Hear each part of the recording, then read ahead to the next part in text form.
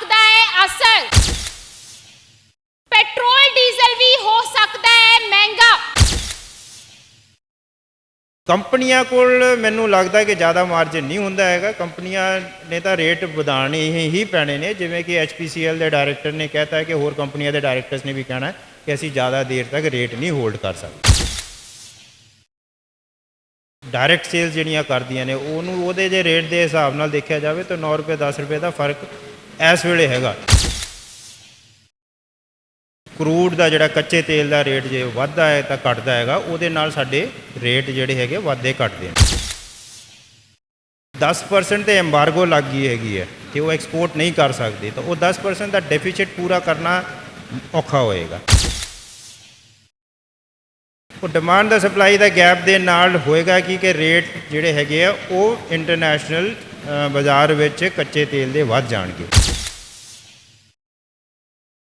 Iraq ਤੇ Kuwait ਦੇ ਯੁੱਧ ਦੇ ਵੇਲੇ ਵੀ ਦੇਖਿਆ ਹੈਗਾ, ਉਸ ਟਾਈਮ 'ਤੇ ਵੀ ਇਹੋ ਜਿਹੀ ਸਿਚੁਏਸ਼ਨ ਉਤਪੰਨ ਹੋਈ ਸੀ ਅਤੇ ਰੇਟ ਆਸਮਾਨ ਨੂੰ ਛੂ ਗਏ ਸੀਗੇ। ਜੇ ਇਹ ਹੋਏਗਾ ਤਾਂ ਇਹ ਸਿਚੁਏਸ਼ਨ ਵਿੱਚ ਰੇਟ ਵਧਣਗੇ ਜਿਹੜੇ ਕਿ ਵੱਧ ਚੁੱਕੇ ਨੇ। ਜੇ ਤੁਸੀਂ ਦੇਖੋ ਜਨਵਰੀ ਵਿੱਚ ਜਿਹੜੀ ਓਪਨਿੰਗ ਹੋਈ ਸੀ ਕਰੂਡ ਆਇਲ ਦੀ, ਉਹ ਕਰੀਬ 76 ਰੁਪਏ 1 ਪੈਸੇ ਪਰ ਬੈਰਲ ਸੀ। ਇਸ ਵੇਲੇ ਅੱਜ ਦੀ ਡੇਟ ਵਿੱਚ $130 ਪਰ ਬੈਰਲ ਹੋ ਰਿਹਾ। ਪੈਟਰੋਲ ਦਾ ਜਿਹੜਾ ਜੇ ਆਪਾਂ ਇੰਪੋਰਟ ਕਰਦੇ ਹਾਂ ਅਤੇ ਡੀਜ਼ਲ ਜਿਹੜਾ ਇੰਪੋਰਟ ਕਰਦੇ ਹਾਂ ਆਪਾਂ ਨੂੰ ਕੀ ਕੀਮਤ ਪੈਂਦੀ ਹੈ, ਉਸ ਹਿਸਾਬ ਨਾਲ ਰੇਟ ਫਿਕਸ ਹੁੰਦੇ ਆ। ਇਹ ਸੰਭਾਵਿਕ ਲੱਗ ਰਿਹਾ ਹੈਗਾ ਕਿ ਕੰਪਨੀਆਂ ਜ਼ਿਆਦਾ ਦੇਰ ਤੱਕ ਇਸ ਨੂੰ ਹੋਲਡ ਨਹੀਂ ਕਰ ਸਕਦੀਆਂ। ਜਿਹੜਾ ਇਹ ਯੁੱਧ ਚੱਲ ਰਿਹਾ ਇਹਦੇ ਕਰਕੇ ਜਿਹੜਾ ਸਿਚੁਏਸ਼ਨ ਪੈਦਾ ਹੋਈ ਹੈ, ਜਿਹਦੇ ਕਰਕੇ ਬੈਰਲ ਦਾ ਰੇਟ ਵਧਿਆ ਹੈਗਾ, ਉਹਦਾ ਸਾਨੂੰ ਵੀ ਨੁਕਸਾਨ ਹੋਏਗਾ। चर्चा ये हो रही है कि आम लोगों की जेब ते असर पैन वाला है। मान लो इस टाइम ते असी 95 रुपए का जो पेट्रोल पवा रहे हैं, पर ये जो पेट्रोल के रेट महंगे हो जाएंगे, डीजल का रेट महंगा हो जाएगा, तो कि ये लगभग तय ही हो चुका है कि अब होना ही होना है, इसनों नहीं रोकया जा सकता। इंटरनेशनल क्रूड मार्केट में जो भी होएगा, जे वर्ल्ड बैठ के या OPEC ਨੂੰ ਰਿਕੁਐਸਟ ਕਰੇਗਾ ਕਿ ਜੀ ਤੁਸੀਂ ਪ੍ਰੋਡਕਸ਼ਨ ਵਧਾ ਦਿਓ, ਪਹਿਲਾ ਤਾਂ ਸਟੇਜ ਉੱਥੇ ਹੈਗਾ। ਜੇ ਪ੍ਰੋਡਕਸ਼ਨ ਵਧੇਗੀ ਤਾਂ ਉਹਦੇ ਨਾਲ ਆਪਾਂ ਨੂੰ ਰਿਲੀਫ ਮਿਲੇਗਾ। ਸਰਕਾਰ ਜਿਹੜੀ ਐਕਸਾਈਜ਼ ਡਿਊਟੀ, ਸੈਂਟਰਲ ਗਵਰਨਮੈਂਟ ਜਿਹੜੀ ਐਕਸਾਈਜ਼ ਡਿਊਟੀ ਜਿਵੇਂ ਪਿੱਛੇ ਘਟਾਈ ਸੀ, ਇਹਨਾਂ ਨੇ ਲੋਕਾਂ ਨੂੰ ਰਿਆਇਤ ਦਿੱਤੀ ਸੀਗੀ, ਇਹ ਹੋਰ ਘਟਾ ਸਕਦੀ ਹੈ ਅਤੇ ਜਿਹੜੀ ਵਧੀ ਹੋਈ ਕੀਮਤਾਂ ਨੂੰ ਥੋੜ੍ਹਾ ਬਹੁਤ ਕੰਟਰੋਲ ਕਰ ਸਕਦੀ ਹੈ। ਪਰ ਇਹ ਉਨਾ ਕੀ ਵੈਨ ਕਰ ਸਕਦੀ ਹੈ ਜਿੰਨਾ ਕਿ ਇਹਨਾਂ ਨੂੰ ਸਰਕਾਰ ਚਲਾਉਣ 'ਚ ਦਿੱਕਤ ਨਾ ਆਵੇ, ਕਿਉਂਕਿ ਸਰਕਾਰ ਦੇ ਵੀ ਖਰਚੇ ਨੇ ਜਿਹੜੇ ਰਨ ਕਰਦੇ। 10% ਜੇ ਤੁਸੀਂ ਮੰਨ ਲਓ ਇਸ ਵੇਲੇ ਅਪਰੋਕਸੀਮੇਟਲੀ 10% ਦੇ ਨੇੜੇ ਤੇੜੇ, ਪਰ ਇੰਨਾ ਤਾਂ ਰਸ਼ੀਆ ਦੇ ਵਾਰ ਦੇ ਜਾਣ ਨਾਲ ਇੰਨਾ ਇੰਪੈਕਟ ਤਾਂ ਪਏਗਾ ਹੀ ਪਏਗਾ। ਸਤਿ ਸ਼੍ਰੀ ਅਕਾਲ, ਤੁਸੀਂ ਵੇਖ ਰਹੇ ਹੋ ਦ ਸਿਟੀ ਹੈਡਲਾਈਨਸ ਤੇ ਮੈਂ ਹਾਂ ਤੁਹਾਡੇ ਨਾਲ ਕਲਪਨਾ ਮੌਰਿਆ। रूस ਤੇ यूक्रेन ਦੇ ਵਿਚਕਾਰ ਜੋ ਜੰਗ ਚੱਲ ਰਹੀ ਹੈ ਉਸ ਦਾ ਸਿੱਧੇ ਤੌਰ ਤੇ ਭਾਰਤ ਦੇਸ਼ ਤੇ ਵੀ ਅਸਰ ਦੇਖਣ ਨੂੰ ਮਿਲ ਰਿਹਾ ਹੈ। ਇੱਕ ਪਾਸੇ ਗੱਲ ਹੋ ਰਹੀ ਹੈ ਕਾਫੀ ਭਾਰਤੀ ਨਾਗਰਿਕ ਇਹਨਾਂ ਦੇਸ਼ਾਂ ਦੇ ਵਿੱਚ ਫਸੇ ਹੋਏ ਨੇ, ਉਹਨਾਂ ਨੂੰ ਕਿਵੇਂ ਬਚਾ ਕੇ ਲੈ ਕੇ ਆਉਣਾ ਹੈ, ਤੇ ਉੱਥੇ ਦੂਜੇ ਪਾਸੇ ਇਹ ਚਰਚਾ ਵੀ ਤੇਜ਼ੀ ਦੇ ਨਾਲ ਹੋ ਰਹੀ ਹੈ ਕਿ ਰੂਸ ਯੂਕਰੇਨ ਦੀ ਜਿਹੜੀ ਜੰਗ ਚੱਲ ਰਹੀ ਹੈ ਉਸ ਦਾ ਸਿੱਧੇ ਤੌਰ ਤੇ ਹਰ ਭਾਰਤੀ ਤੇ ਅਸਰ ਪੈ ਸਕਦਾ ਹੈ, ਕਿਉਂਕਿ ਪੈਟਰੋਲ ਡੀਜ਼ਲ ਜੋ ਹੈ ਮਹਿੰਗਾ ਹੋ ਸਕਦਾ ਹੈ। ਇਸ ਚੀਜ਼ ਨੂੰ ਲੈ ਕੇ ਲਗਾਤਾਰ ਚਰਚਾ ਹੋ ਰਹੀ ਹੈ ਕਿ ਜਿਹੜੇ पेट्रोल डीजल महंगा होगा, आम लोगों की जेब ते असर पवेगा, पर आखिरकार रीजन की है। तमाम चीज़ों ਨੂੰ ਜਿਹੜਾ ਬਹੁਤ ਹੀ ਬਰੀਕੀ ਦੇ ਨਾਲ ਲੋਕਾਂ ਨੂੰ ਸਮਝਾਉਣ ਦੇ ਲਈ ਅੱਜ ਅਸੀਂ ਗੱਲਬਾਤ ਕਰਾਂਗੇ ਪੈਟਰੋਲ ਪੰਪ ਡੀਲਰਸ ਐਸੋਸੀਏਸ਼ਨ ਦੇ ਐਗਜ਼ੀਕਿਊਟਿਵ ਮੈਂਬਰ ਨੇ ਮਨਜੀਤ ਸਿੰਘ, ਉਹਨਾਂ ਦੇ ਨਾਲ ਹੀ ਗੱਲਬਾਤ ਕਰਾਂਗੇ ਤੇ ਤੁਹਾਨੂੰ ਜਿਹੜਾ ਬਹੁਤ ਆਸਾਨ ਸ਼ਬਦਾਂ ਦੇ ਵਿੱਚ ਸਮਝਾਉਣ ਦੀ ਕੋਸ਼ਿਸ਼ ਹੋਵੇਗੀ ਕਿ ਆਖਿਰਕਾਰ ਰੂਸ ਤੇ ਯੂਕਰੇਨ ਦੇ ਵਿਚਕਾਰ ਜੋ ਜੰਗ ਚੱਲ ਰਹੀ ਹੈ ਉਸ ਦਾ ਅਸਰ ਪੈਟਰੋਲ ਡੀਜ਼ਲ ਦੇ ਰੇਟਾਂ ਤੇ ਕਿਵੇਂ ਪਏਗਾ ਤੇ ਕਿੰਨਾ ਕੁ ਰੇਟ ਦੇ ਵਿੱਚ ਅਸਰ ਪੈ ਸਕਦਾ ਹੈ ਤੇ ਉਸ ਤੋਂ ਬਚਿਆ ਕਿਵੇਂ ਜਾ ਸਕਦਾ ਹੈ। ਕਿ ਭਾਰਤ ਸਰਕਾਰ ਦੇ ਹੱਥ ਦੇ ਵਿੱਚ ਹੈ ਕਿ ਉਹ ਜਿਹੜਾ ਹੈ ਸਾਨੂੰ ਇਸ ਤਰੀਕੇ ਦੀ ਮਹਿੰਗਾਈ ਦੀ ਮਾਰ ਤੋਂ ਬਚਾ ਪਾਉਣਗੇ। तमाम ਚੀਜ਼ਾਂ ਨੂੰ ਲੈ ਕੇ ਗੱਲਬਾਤ ਕਰਦੇ ਹਾਂ ਤੇ ਆਓ ਤੁਹਾਨੂੰ ਵੀ ਸੁਣਾਉਂਦੇ ਹਾਂ ਪੂਰੀ ਗੱਲਬਾਤ। ਬਿਲਕੁਲ ਇਸੇ ਸਿਲਸਿਲੇ ਦੇ ਵਿੱਚ ਗੱਲਬਾਤ ਹੋਏਗੀ petrol pump dealers association Punjab ਦੇ ਐਗਜ਼ੀਕਿਊਟਿਵ ਮੈਂਬਰ ਮਨਜੀਤ ਸਿੰਘ ਸਾਡੇ ਨਾਲ ਮੌਜੂਦ ਨੇ, ਉਹਨਾਂ ਦੇ ਨਾਲ ਗੱਲਬਾਤ ਕਰ ਰਹੇ ਨੇ। ਸਰ, ਜਿੱਥੇ ਇੱਕ ਪਾਸੇ ਲਗਾਤਾਰ ਚਰਚਾ ਹੋ ਰਹੀ ਹੈ ਕਿ ਪੈਟਰੋਲ ਡੀਜ਼ਲ ਦੇ ਰੇਟਾਂ ਦੇ ਵਿੱਚ ਵਾਧਾ ਹੋ ਸਕਦਾ ਹੈ, ਲੋਕਾਂ ਨੂੰ ਅੱਜ ਬਰੀਕੀ ਦੇ ਨਾਲ ਸਮਝਾਓ ਕਿ ਆਖਿਰਕਾਰ ਕਿਵੇਂ, ਜੇਕਰ ਗੱਲ ਕੀਤੀ ਜਾਵੇ ਰੂਸ ਤੇ ਯੂਕਰੇਨ ਦੇ ਵਿਚਕਾਰ ਜੰਗ ਚੱਲ ਰਹੀ ਹੈ, ਪਰ ਉਸ ਦਾ ਅਸਰ ਕਿਵੇਂ ਪੈ ਸਕਦਾ ਹੈ ਕਿ ਪੈਟਰੋਲ ਡੀਜ਼ਲ ਦੇ ਰੇਟ ਜਿਹੜੇ ਵੱਧ ਸਕਦੇ ਹੈ। ਜਿਹੜਾ ਰਸ਼ੀਆ ਹੈਗਾ ਜੀ, ਉਹਦੇ ਤੇ ਐਮਬਾਰਗੋਜ਼ ਲੱਗਣੇ ਸ਼ੁਰੂ ਹੋ ਗਏ ਨੇ, ਰਾਈਟ। ਜੇ ਪਬਲਿਕ ਨੂੰ ਵੀ ਪਤਾ ਹੈਗਾ ਕਿ ਹੁਣ ਕਹਿਣ ਲੱਗ ਗਏ ਹੈਗੇ ਕਿ ਜਿਹੜੇ ਸਾਡੇ ਪੈਟਰੋਲ ਤੇ ਡੀਜ਼ਲ ਦੇ ਪ੍ਰਾਈਸਿਸ ਨੇ ਉਹ ਇੰਟਰਨੈਸ਼ਨਲੀ ਲਿੰਕਡ ਨੇ, ਮਤਲਬ ਕਿ ਜਿਵੇਂ ਕਰੂਡ ਦਾ ਜਿਹੜਾ ਕੱਚੇ ਤੇਲ ਦਾ ਰੇਟ ਜੇ ਵੱਧਦਾ ਹੈ ਤਾਂ ਘਟਦਾ ਹੈਗਾ, ਉਹਦੇ ਨਾਲ ਸਾਡੇ ਰੇਟ ਜਿਹੜੇ ਹੈਗੇ ਵੱਧਦੇ ਘਟਦੇ ਨੇ। ਆਪਾਂ ਇਹਦੇ ਪਿੱਛੇ ਨਾ ਜਾਈਏ, ਆਪਾਂ ਸਿਰਫ ਇਹਨੂੰ ਹੀ ਮੰਨ ਲਈਏ ਕਿ ਇਦਾਂ ਹੀ ਹੈਗਾ। ਤਾਂ ਜਿਹੜਾ ਰਸ਼ੀਆ ਹੈਗਾ ਕਰੀਬ 11% ਐਕਸਪੋਰਟ ਦਾ ਜਿਹੜੇ ਪੂਰੀ ਵਰਲਡ ਕੰਟਰੀਜ਼ ਐਕਸਪੋਰਟ ਕਰਦੀਆਂ ਨੇ, ਉਹਦੇ 'ਚ 11% ਉਹਦਾ ਯੋਗਦਾਨ ਹੈਗਾ। ਮਤਲਬ ਵਰਲਡ ਮਾਰਕੀਟ ਵਿੱਚ ਲਗਭਗ 10% ਉਹਨਾਂ ਦਾ ਸਟੇਕ ਹੈਗਾ। ਤੇ 10% ਤੇ ਐਮਬਾਰਗੋ ਲੱਗ ਗਈ ਹੈਗੀ ਹੈ ਕਿ ਉਹ ਐਕਸਪੋਰਟ ਨਹੀਂ ਕਰ ਸਕਦੇ, ਤਾਂ ਉਹ 10% ਦਾ ਡੈਫੀਸਿਟ ਪੂਰਾ ਕਰਨਾ ਔਖਾ ਹੋਏਗਾ। ਜੇ ਸਾਊਦੀ ਅਰੇਬੀਆ ਸਭ ਤੋਂ ਹਾਈਐਸਟ ਪ੍ਰੋਡਿਊਸਰ ਹੈ ਤਾਂ ਐਕਸਪੋਰਟਰ ਵੀ ਸਭ ਤੋਂ ਵੱਡਾ ਹੈਗਾ, 17% ਦੇ ਨੇੜੇ ਤੇੜੇ ਕਰਦਾ ਹੈਗਾ। ਜੇ ਉਹ ਤੇ ਓਪੈਕ ਦਾ ਜਿਹੜਾ ਕਾਰਟਲ ਬਣਿਆ ਹੋਇਆ, ਉਹ ਜਿਹੜੇ ਪ੍ਰੋਡਕਸ਼ਨ ਨਹੀਂ ਵਧਾਉਂਦੇ ਹੈਗੇ 10% ਨੂੰ ਪੂਰੀ ਕਰਨ ਦੇ, ਤਾਂ ਉਹ demand and supply the gap ਆਏਗਾ। ਉਹ ਡਿਮਾਂਡ ਦਾ ਸਪਲਾਈ ਦਾ ਗੈਪ ਦੇ ਨਾਲ ਹੋਏਗਾ ਕਿ ਰੇਟ ਜਿਹੜੇ ਹੈਗੇ ਆ ਉਹ ਇੰਟਰਨੈਸ਼ਨਲ ਬਾਜ਼ਾਰ ਵਿੱਚ ਕੱਚੇ ਤੇਲ ਦੇ ਵੱਧ ਜਾਣਗੇ। ਇਹ ਜਦ ਵੀ ਵਾਰ ਦਾ ਸਿਨੈਰੀਓ ਆਉਂਦਾ, ਜਾਂ ਖਾਸ ਕਰ ਜਿਹੜੇ ਕਿ ਤੇਲ ਨਿਰਯਾਤ ਕਰਨ ਵਾਲੀ ਕੰਪਨੀਆਂ ਨੇ ਜਾਂ ਕੰਟਰੀਜ਼ ਨੇ, ਉਹਨਾਂ ਦੇ ਵਿੱਚ, ਜਿਵੇਂ ਆਪਾਂ ਇਰਾਕ ਤੇ ਕੁਵੈਤ ਦੇ ਯੁੱਧ ਦੇ ਵੇਲੇ ਵੀ ਦੇਖਿਆ ਹੈਗਾ, ਉਸ ਟਾਈਮ ਤੇ ਵੀ ਇਹੋ ਜਿਹੀ ਸਿਚੁਏਸ਼ਨ ਉਤਪੰਨ ਹੋਈ ਸੀ ਤੇ ਰੇਟ ਆਸਮਾਨ ਨੂੰ ਛੂ ਗਏ ਸੀਗੇ। ਤੇ ਇਕੱਲਾ ਉਹ ਨਹੀਂ ਹੋਇਆ ਸੀ, ਉਹਦੇ ਨਾਲ ਤੇਲ ਵੀ ਘੱਟ ਹੋ ਗਿਆ ਸੀਗਾ, ਰਾਈਟ। ਜੇ ਇਹ ਹੋਏਗਾ ਤਾਂ ਇਹ ਸਿਚੁਏਸ਼ਨ ਵਿੱਚ ਰੇਟ ਵਧਣਗੇ, ਜਿਹੜੇ ਕਿ ਵੱਧ ਚੁੱਕੇ ਨੇ। ਜੇ ਤੁਸੀਂ ਦੇਖੋ ਜਨਵਰੀ ਵਿੱਚ ਜਿਹੜੀ ਓਪਨਿੰਗ ਹੋਈ ਸੀ ਕਰੂਡ ਆਇਲ ਦੀ, ਉਹ ਕਰੀਬ 76 ਰੁਪਏ 1 ਪੈਸੇ ਪਰ ਬੈਰਲ ਸੀ, ਹੈ ਨਾ। ਬੈਰਲ ਵਿੱਚ 200 ਲੀਟਰ ਹੁੰਦੇ ਹੈਗੇ। ਇਸ ਵੇਲੇ ਅੱਜ ਦੀ ਡੇਟ ਵਿੱਚ $130 ਪਰ ਬੈਰਲ ਹੋ ਰਹੇ। ਜਿਹੜੇ ਰੇਟ ਨੇ ਤੁਹਾਡੇ ਹਿੰਦੁਸਤਾਨ ਵਿੱਚ ਨਵੰਬਰ 10 ਤੋਂ ਲਗਭਗ ਸਥਿਰ ਨੇ, ਵਧਾਏ ਨਹੀਂ ਗਏ। ਉਹ ਜੋ ਵੀ ਕਾਰਨ ਮੈਂ ਉਹਦੇ 'ਚ ਨਹੀਂ ਜਾਣਾ ਚਾਹੁੰਦਾ, ਪਰ ਤੁਸੀਂ ਆਪ ਦੇਖ ਲਓ ਕਿ ਉਸ ਤੋਂ ਲੈ ਕੇ ਹੁਣ ਤੱਕ ਸਿਰਫ ਜਨਵਰੀ ਦਾ ਦੇਖੀਏ ਤਾਂ ਕੰਪਨੀਆਂ ਦੇ ਉੱਤੇ ਕਿੰਨਾ ਬੋਝ ਪੈ ਗਿਆ। ਹੁਣ ਜਿਹੜੀ ਰੇਟ ਨਹੀਂ ਵਧਾ ਰਹੀਆਂ ਨੇ ਕੰਪਨੀਆਂ, ਉਹ ਕੰਪਨੀਆਂ ਨੂੰ ਵਹਿਨ ਕਰਨਾ ਪੈ ਰਿਹਾ ਉਹ ਡਿਫਰੈਂਸ, ਕਿਉਂਕਿ ਉਹ ਇੰਪੋਰਟ ਕਰ ਰਹੇ ਨੇ, ਉਹਦੇ ਬਾਅਦ ਉਹ ਰਿਫਾਈਨ ਕਰਕੇ ਉਹਨੂੰ ਵੇਚ ਰਹੇ ਨੇ। ਇਹ ਗੱਲ ਵੱਖਰੀ ਹੈ ਕਿ ਜਿਹੜੀ ਪ੍ਰਾਈਸਿਸ ਨੇ ਪੈਟਰੋਲ ਡੀਜ਼ਲ ਦੇ, ਉਹ ਪੈਟਰੋਲ ਡੀਜ਼ਲ ਦੇ ਇੰਪੋਰਟ ਦੇ ਉੱਤੇ ਫਿਕਸ ਹੁੰਦੇ।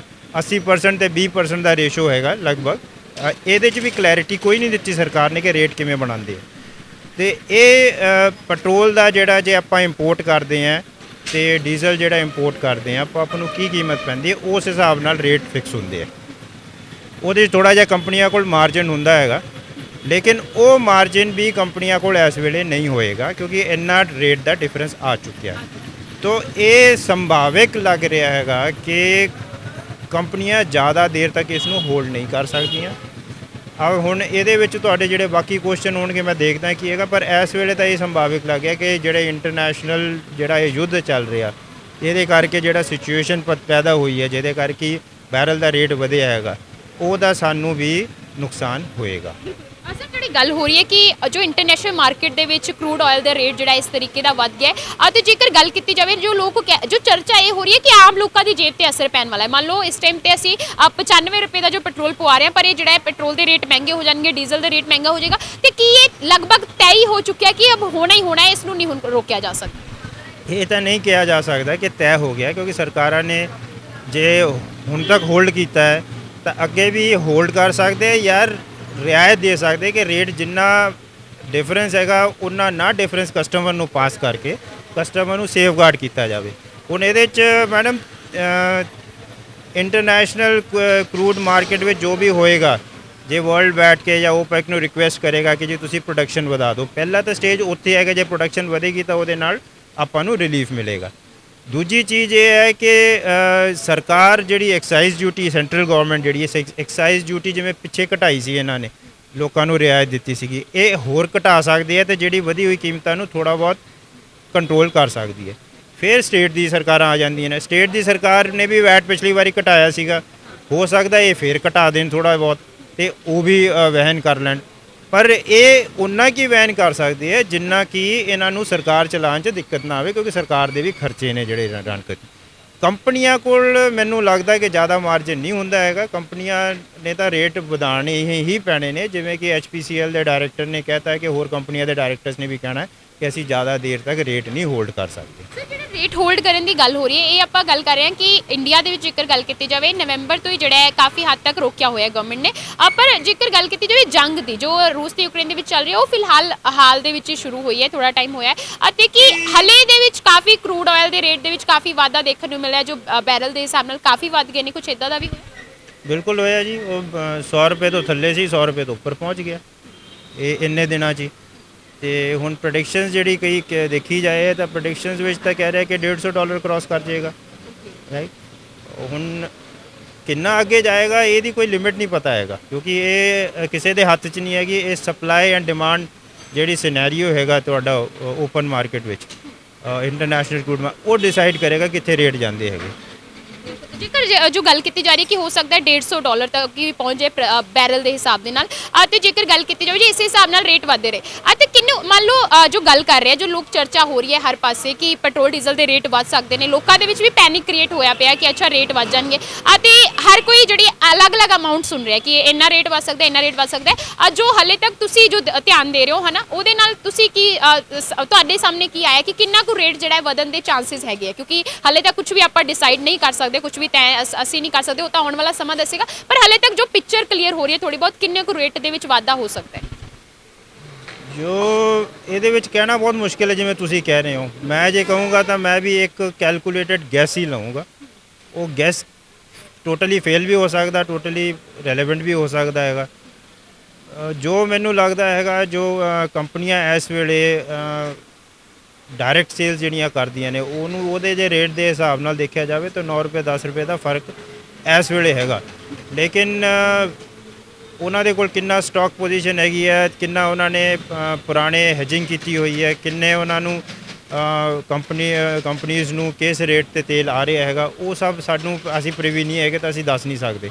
ਪਰ ਮੇਰੇ ਖਿਆਲ ਨਾਲ 9-10 ਰੁਪਏ ਦਾ ਇਸ ਵੇਲੇ ਲੱਗ ਰਿਹਾ। ਹੁਣ ਉਹ ਤਾਂ ਜਦ ਰੇਟ ਚੇਂਜ ਹੋਏਗਾ ਤਾਂ ਹੀ ਪਤਾ ਲੱਗੇਗਾ। ਬਾਕੀ ਸਰ ਇੱਕ ਜੋ ਸਾਡੀ ਗੱਲ ਹੋ ਰਹੀ ਸੀਗੀ ਜਦ ਅਸੀਂ ਡਿਸਕਸ਼ਨ ਕਰ ਰਹੇ ਸੀ ਇਸ ਮੁੱਦੇ ਤੇ, ਇੱਕ ਇਹ ਚੀਜ਼ ਨੂੰ ਵੀ ਲੈ ਕੇ ਹੋ ਰਿਹਾ ਸੀ ਕਿ ਕੁਝ ਇੰਪੋਰਟ ਐਕਸਪੋਰਟ ਤੇ ਉਸ ਤੋਂ ਇਲਾਵਾ ਗੱਲ ਹੋ ਰਹੀ ਸੀ ਕਿ ਜੇਕਰ ਸਪਲਾਈ ਘਟ ਜਾਂਦੀ ਹੈ, ਡਿਮਾਂਡ ਜ਼ਿਆਦਾ ਵੱਧ ਜਾਂਦੀ ਹੈ, ਉਹਦਾ ਵੀ ਕੁਝ ਅਸਰ ਪੈਂਦਾ। ਉਸ ਚੀਜ਼ ਨੂੰ ਥੋੜਾ ਜਿਹਾ ਬਰੀਫ ਕਰ ਦਿਓ ਕਿ ਕੀ ਮਤਲਬ ਇਸ ਮਾਮਲੇ ਦੇ ਵਿੱਚ ਜੇਕਰ ਆਪਾਂ ਗੱਲ ਕਰੀਏ ਪੈਟਰੋਲ ਡੀਜ਼ਲ ਦੇ ਮਾਮਲੇ ਦੇ ਵਿੱਚ ਉਸ ਤੇ ਕਿਵੇਂ ਚੀਜ਼ ਜਿਹੜੀ ਅਪਲਾਈ ਹੁੰਦੀ ਹੈ?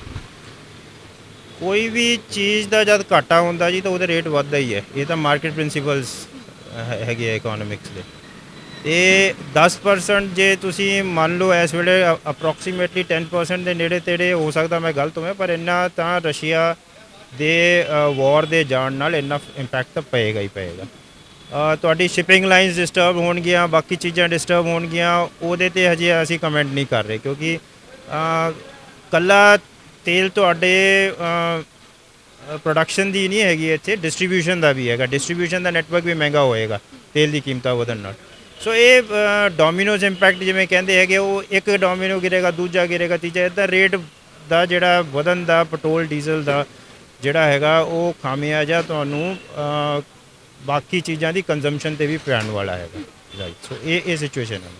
ਅਤੇ ਸਰ ਕੀ ਲੱਗਦਾ ਹੈ ਕਿ ਜੋ ਚਲੋ ਚਰਚਾ ਹੋ ਰਹੀ ਹੈ, ਲੋਕਾਂ ਦੇ ਵਿੱਚ ਇੱਕ ਡਰ ਬਣਿਆ ਹੋਇਆ ਹੈ ਕਿ ਹੋ ਸਕਦਾ ਹੈ ਕਿ ਉਹਨਾਂ ਦੀ ਜੇਬ ਤੇ ਫਿਰ ਤੋਂ ਅਸਰ ਪਏਗਾ, ਜਿੱਥੇ ਪੈਟਰੋਲ ਡੀਜ਼ਲ ਦੀਆਂ ਕੀਮਤਾਂ ਪਹਿਲਾਂ ਜਦ ਸਰਕਾਰਾਂ ਵੱਲੋਂ ਆਪਣਾ ਵੈਟ ਘਟਾਇਆ ਗਿਆ ਸੀ, ਰਾਹਤ ਮਿਲੀ ਸੀ, ਪਰ ਉੱਥੇ ਉਹਨਾਂ ਨੂੰ ਹੁਣ ਡਰ ਸਤਾ ਰਿਹਾ ਦੁਬਾਰਾ ਤੋਂ ਰੇਟ ਨਾ ਵੱਧ ਜਾਣ। ਤੇ ਕੀ ਲੱਗਦਾ ਹੈ ਕਿ ਕਿਸੇ ਤਰੀਕੇ ਨਾਲ ਐਤਕੀ ਵੀ ਗਵਰਨਮੈਂਟ ਕੁਝ ਕਰ ਸਕਦੀ ਹੈ, ਕੁਝ ਬਚਾ ਸਕਦੀ ਹੈ ਉਹਨਾਂ ਨੂੰ, ਕਿ ਐਤਕੀ ਗਵਰਨਮੈਂਟ ਦੇ ਵੀ ਜਿਹੜੇ ਹੱਥ ਖੜੇ ਹੀ ਹੋ ਜਾਣਗੇ ਕਿ ਇਸ ਦੇ ਵਿੱਚ ਉਹਨਾਂ ਦਾ ਕੋਈ ਰੋਲ ਨਹੀਂ ਹੈ, ਕੁਝ ਨਹੀਂ ਕਰ ਪਾਏਗੀ? ਇਹ ਮੈਡਮ ਤੁਸੀਂ ਸਰਕਾਰ ਨੂੰ ਪੁੱਛਣਾ ਪਏਗਾ, ਕਿਉਂਕਿ ਸਰਕਾਰਾਂ ਨੇ ਵੀ ਕੰਮ ਕਰਨੇ ਹੈਗੇ। ਕਈ ਡਿਵੈਲਪਮੈਂਟ ਵਰਕ ਚੱਲ ਰਹੇ, ਕਈ ਏਜੰਡਾ ਚੱਲ ਰਹੇ, ਜਾਂ ਤਾਂ ਉਹਨੂੰ ਹੋਲਡ ਤੇ ਪੁੱਟ ਕਰਨਗੇ ਇਹ, ਜਾਂ ਜੇ ਚਲਾਉਣਾ ਚਾਹੁੰਦੇ ਹੈਗਾ ਤਾਂ ਫਿਰ ਇਸ ਸਿਚੁਏਸ਼ਨ ਵਿੱਚ ਤਾਂ ਸਰਕਾਰ ਹੀ ਦੱਸ ਸਕਦੀ ਹੈ, ਕਿਉਂਕਿ ਜੋ ਕੋਈ ਤਰੀਕਾ ਹੈਗਾ ਕਿ ਮਤਲਬ ਮੰਨ ਲਓ ਗਵਰਨਮੈਂਟ ਕੁਝ ਕਰੇ ਤੇ ਜਿਸ ਤਰੀਕੇ ਦੇ ਨਾਲ ਜਿਹੜਾ ਇਸ ਤੋਂ ਬਚਿਆ ਜਾ ਸਕੇ ਇਹੋ ਜਿਹੀ ਕ੍ਰਾਈਸਿਸ? ਇਸ ਕ੍ਰਾਈਸਿਸ ਵਿੱਚ ਇਹ ਹੈ ਕਿ ਜਿਵੇਂ ਪਿੱਛੇ ਸਰਕਾਰਾਂ ਨੇ ਰੇਟ ਘਟਾਏ ਸੀਗੇ, ਐਕਸਾਈਜ਼ ਡਿਊਟੀ ਘਟਾਈ ਸੀ, ਰਾਈਟ। ਤੇ ਪੂਰੇ ਹਿੰਦੁਸਤਾਨ ਵਿੱਚ ਕੰਜ਼ਿਊਮਰਸ ਨੂੰ ਇੱਕ ਰਿਲੀਫ ਮਿਲਿਆ ਸੀ, ਨਹੀਂ ਤਾਂ ਇਹ ਰੇਟ ਬਹੁਤ ਉੱਪਰ ਚਲੇ ਜਾਣੇ ਸੀ। ਉਹ ਰਿਲੀਫ ਜਿਹੜਾ ਹੈਗਾ ਉਹ ਫੇਰ ਦੇਣਾ ਪਏਗਾ ਸਰਕਾਰਾਂ ਨੂੰ। ਇਹ ਸੈਂਟਰ ਨੂੰ ਵੀ ਦੇਣਾ ਪਏਗਾ, ਸਟੇਟ ਨੂੰ ਦੇਣਾ ਪਏਗਾ, ਕੰਪਨੀਆਂ ਨੂੰ ਵੀ ਦੇਣਾ ਪਏਗਾ। ਸੋ ਆਪਣਾ ਜਿਹੜਾ ਮੁਨਾਫਾ ਘਟਾ ਕੇ ਪਬਲਿਕ ਨੂੰ ਇਹ ਰਿਲੀਫ ਇਹ ਤਰੀਕੇ ਨਾਲ ਕਿੰਨੇ ਲੈਵਲ ਤੱਕ ਜਾਂ ਕਿੰਨੀ ਪ੍ਰਤੀਸ਼ਤ ਉਹ ਰਿਲੀਫ ਦੇ ਸਕਦੇ ਹੈ, ਉਹ ਆਉਣ ਵਾਲਾ ਵਕਤ ਹੀ ਦੱਸੇਗਾ। ਕਸਟਮਰ ਦੀ ਮੈਨੂੰ ਜੋ ਲੱਗਦਾ ਹੈਗਾ ਕਿ ਪਹਿਲਾਂ ਵੀ ਕਸਟਮਰ ਨੂੰ ਸ਼ੀਲਡ ਕੀਤਾ ਹੈਗਾ, ਕੰਜ਼ਿਊਮਰ ਨੂੰ ਸ਼ੀਲਡ ਕੀਤਾ ਹੈਗਾ। ਹੁਣ ਵੀ ਸ਼ਾਇਦ ਸਰਕਾਰਾਂ ਤੇ ਕੰਪਨੀਆਂ ਮਿਲ ਕੇ ਕਸਟਮਰ ਨੂੰ ਕੁਝ ਹੱਦ ਤੱਕ ਸ਼ੀਲਡ ਕਰ ਪਾਉਣਗੀਆਂ। ਕਿੰਨੇ ਹੱਦ ਤੱਕ ਇਹ ਵਕਤ ਦੱਸੇਗਾ।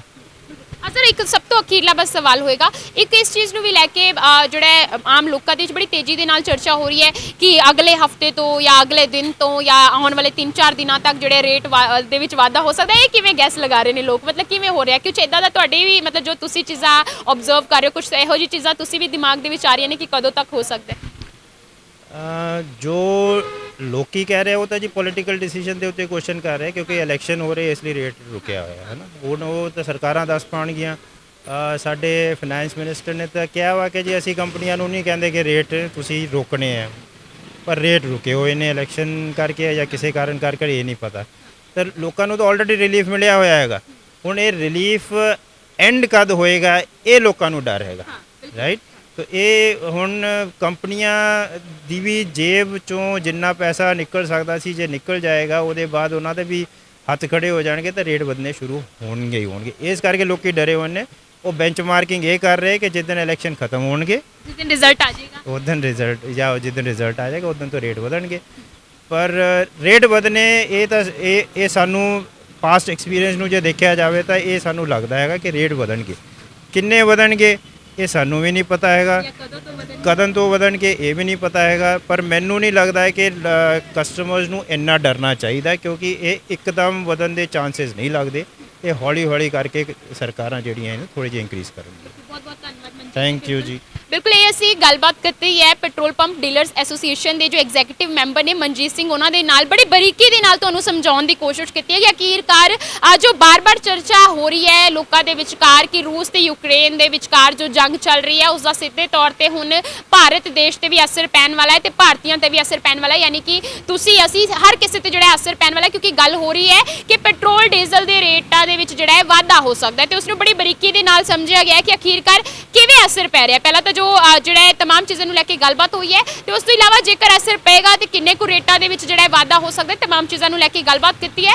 ਉਸ ਤੋਂ ਇਲਾਵਾ ਤੁਹਾਨੂੰ ਕੀ ਲੱਗਦਾ ਹੈ ਕਿ ਅਸਲ ਦੇ ਵਿੱਚ ਇਸ ਵਾਰ ਵੀ ਸਰਕਾਰਾਂ ਜੋ ਨੇ ਉਹ ਸਾਨੂੰ ਬਚਾ ਪਾਉਣਗੀਆਂ ਇਸ ਤਰੀਕੇ ਦੀ ਕ੍ਰਾਈਸਿਸ ਤੋਂ? ਕਮੈਂਟ ਸੈਕਸ਼ਨ ਦੇ ਵਿੱਚ ਜਾ ਕੇ ਕਮੈਂਟ ਕਰਕੇ ਜ਼ਰੂਰ ਦੱਸਿਓ। ਕੈਮਰਾਮੈਨ ਕਰਨ ਕੁਮਾਰ ਦੇ ਨਾਲ ਮੈਂ ਕਲਪਨਾ ਮੌਰਿਆ, ਵੇਖਦੇ ਰਹੋ ਦਾ ਸਿਟੀ ਹੈਡਲਾਈਨਸ।